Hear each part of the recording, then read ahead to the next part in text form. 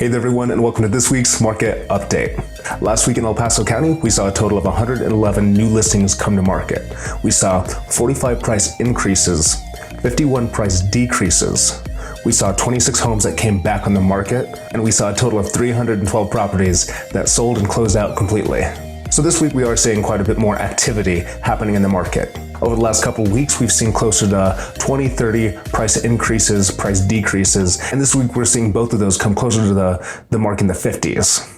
The good news about that is there's still a little bit of wiggle room that is happening in the market, meaning prices haven't completely topped out, which would be where sellers would list at a certain price and the market more or less has to accept that price because that would be where you're at in that kind of market. However, compared to this summer, this late spring, we're still seeing some lower numbers in there. We're seeing closer to 100 properties come to the market every single week, whereas in the summer we were seeing closer to 230 to 240 properties come to the market every single week. And even during the summer months, that still made for pretty tight inventory throughout the summer and throughout the late spring.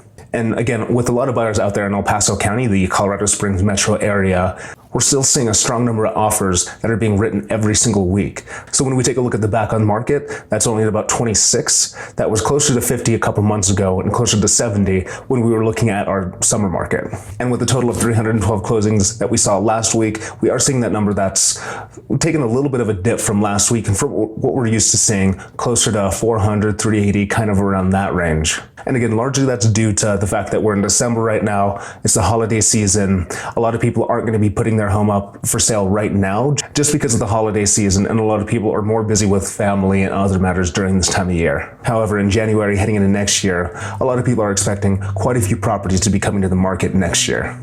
Right now, our median days on market, kind of the middle number of how long it takes to sell a home, is 4 days.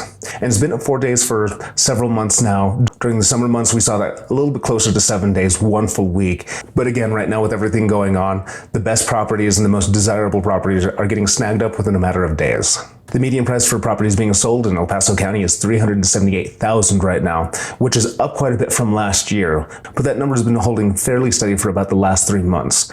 So while we're still seeing incredible demand for properties and a lack of inventory, we're not seeing the median price spike up too incredibly crazy right now. Now, I don't know what that's going to look like 3 months from now, 6 months now, a year from now, but from the projections and what everything's looking like right now, it looks like we're going to continue to have low interest rates on mortgages, which is motivating buyers to purchase right now.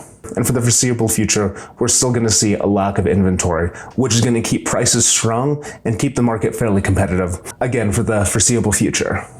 If you have any questions about the numbers I went over today, if you'd like to keep an eye on what's going on in your neighborhood, or there's a neighborhood you would like to keep an eye on what's going on, feel free to give me a call, send me a message, or send me a text anytime. That concludes this week's market update, and thank you for watching.